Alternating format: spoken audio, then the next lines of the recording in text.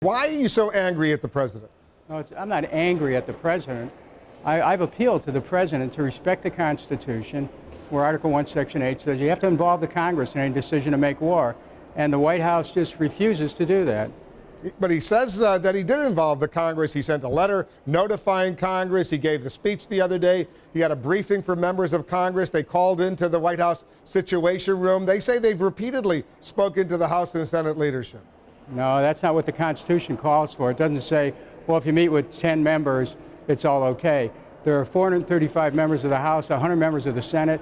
Article 1, Section 8 makes it abundantly clear that the Congress has to approve the United States going to war.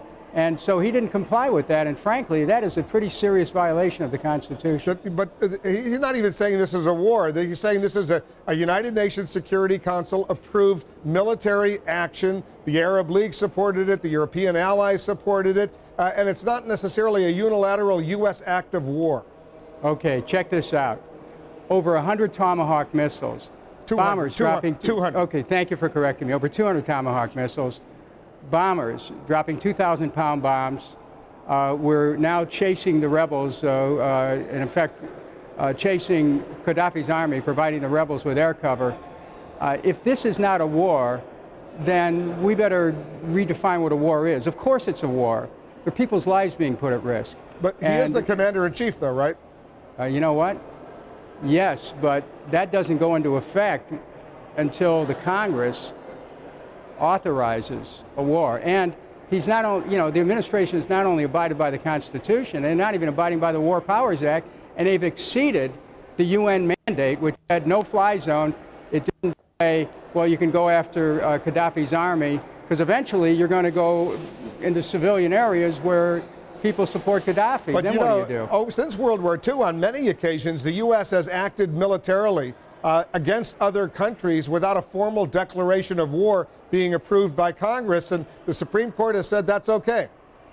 Well, you know what? The Supreme Court actually has left this contest open between Congress and the administration, but there's a difference here.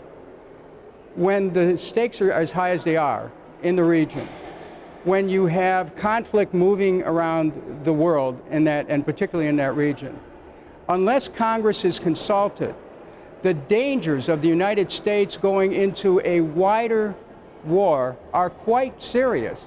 And so the president should go back and read George Washington, Thomas Jefferson, Alexander Hamilton, and the Federalist Papers, and see why our early founders believe that Congress has to make the first decision. You know, he was a professor of constitutional law at the University of Chicago Law School, so he's got a history. Let me get to the issue of impeachment, because I'm glad you mentioned that. You've raised the issue of impeachment. Do you still believe potentially the president could be impeached as a result of what he's authorized the U.S. military to do in Libya? There is no question that the president exceeded his constitutional authority. That's not even disputable. So is impeachment on your agenda? No, of course not. I mean, the country can't be put through that. But you know what? It needs to be understood that the president does not have the power to unilaterally take this country into war. I'm going to read this to you. The president does not have the power under the Constitution to unilaterally authorize a military attack in a situation that does not involve stopping an actual or imminent threat to the nation. Barack Obama, December 20th, 2007. Constitutional expert. This is my unimpeachable authority.